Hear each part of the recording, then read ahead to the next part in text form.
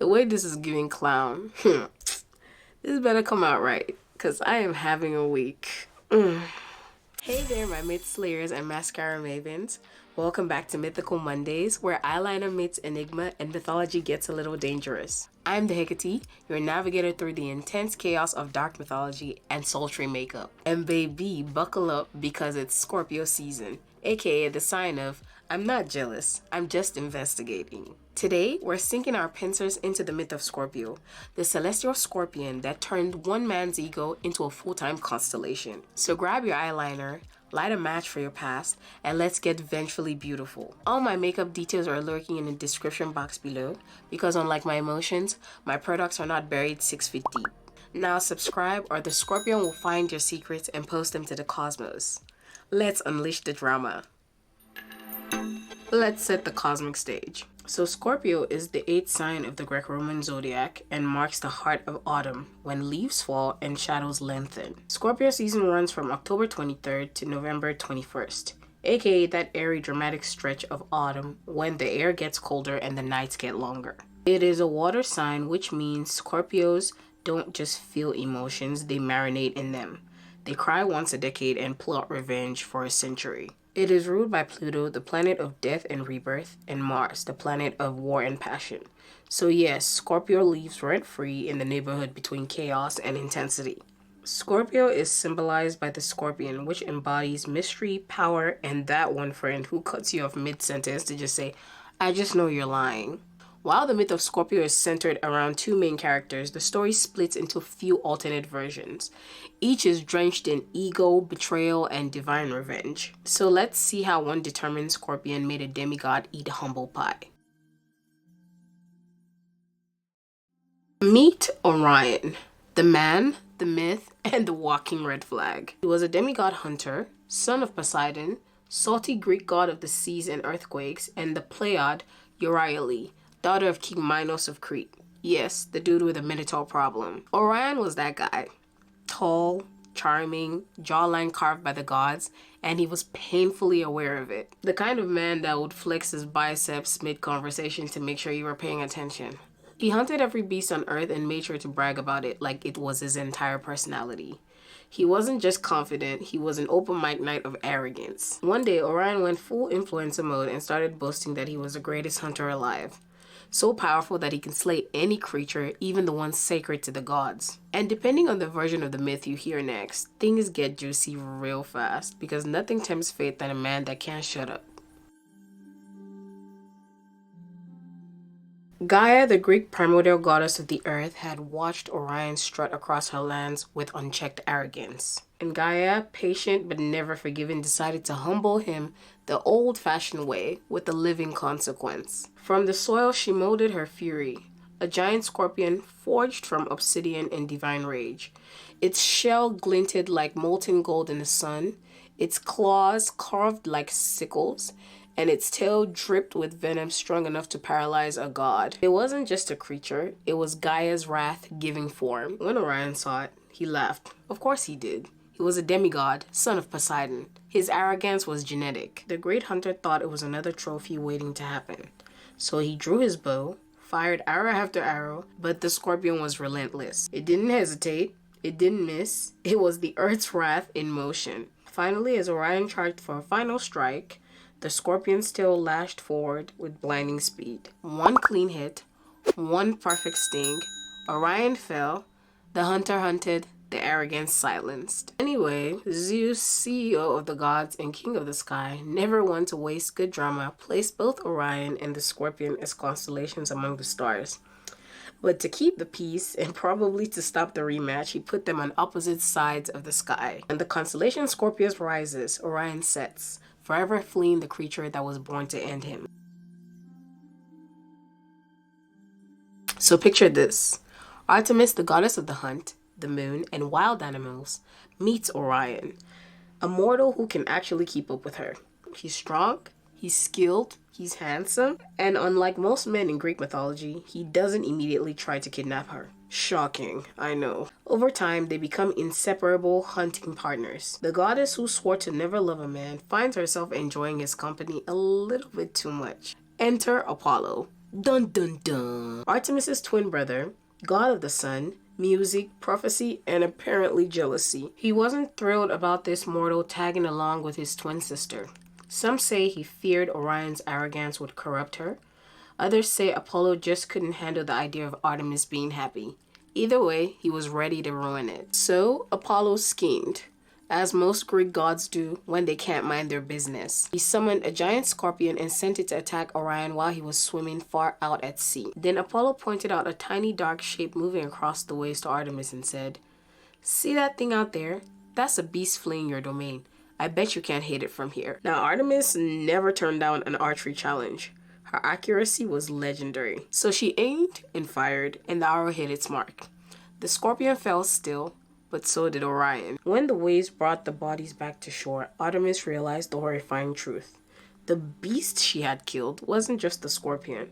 It was Orion, her friend, and maybe even her love. The scorpion had done its job, and Apollo's plan had worked. Heartbroken, Artemis begged her father Zeus to honor Orion, to make sure his story didn't fade, and Zeus, ever the drama director, agreed. He placed Orion in the stars as a constellation, bow forever drawn, forever untouchable. And the scorpion, Apollo's weapon, the symbol of jealousy itself, was placed on the opposite side of the sky, destined to rise as Orion sets. The hunter and the hunted, a cosmic reminder that pride, jealousy, and betrayal never truly disappear.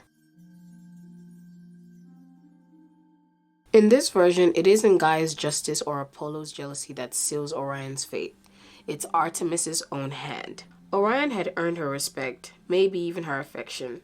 He was bold, fast, and skilled enough to match the goddess of the hunt stride for stride. But Orion's admiration turned to arrogance. He boasted that he could claim Artemis herself, or conquer every beast that was sacred to her. Either way, he forgot that divine companionship comes with divine boundaries. Whatever the cause, he crossed the line, and Artemis did not forgive lines being crossed. From her own moonlight, Artemis shaped her fury. From the soil and shadows, a massive scorpion rose, its shell dark as obsidian and claws snapped like thunder. The huntress who once ran beside Orion now hunted him. The scorpion charged at her command, swift and merciless. Orion fought bravely, arrows flying, sword flashing, but he wasn't just facing another beast. He was facing the will of a goddess, embodied in venom and vengeance. When the battle ended, Orion lay still, the scorpion's stinger buried deep in his side. Artemis watched, silent, unflinching, until the life faded from his eyes. Only then did the weight of what she had done settle in. Not just her victory, but the loss. In her grief, Artemis lifted her bow towards the heavens and placed Orion's image as a constellation, forever running across the night sky, forever out of reach, forever chasing what he should not have chased. And to remind all mortals the price of hubris, she placed the scorpion there too, glowing opposite Orion in the heavens, eternally chasing him through the dark. Let's switch from mythology to astronomy, because even myth bows to science's drama. The Scorpius constellation sits between Libra, Miss Indecisive Scales, and Sagittarius, Mr. Chaotic Archer, in the night sky.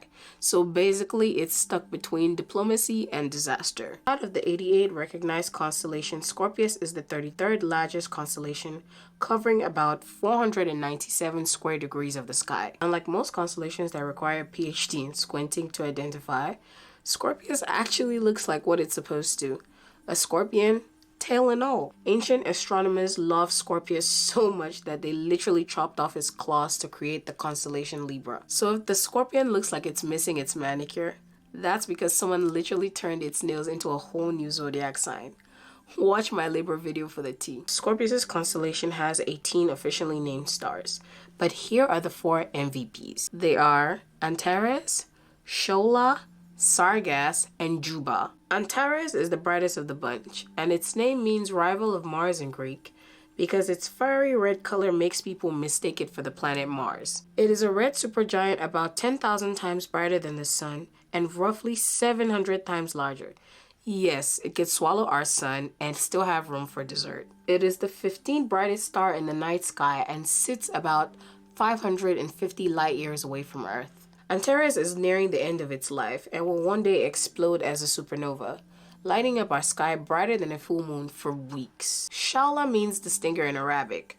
appropriately because it marks the sharp end of Scorpius's tail. It is a blue-white triple star system, around 36,000 times brighter than our sun, and about 14 times its size. It ranks as the 25th brightest star in the night sky and lies around 570 light years away. Shala is so bright that ancient sailors used it for navigation, calling it one of the southern eyes of the scorpion.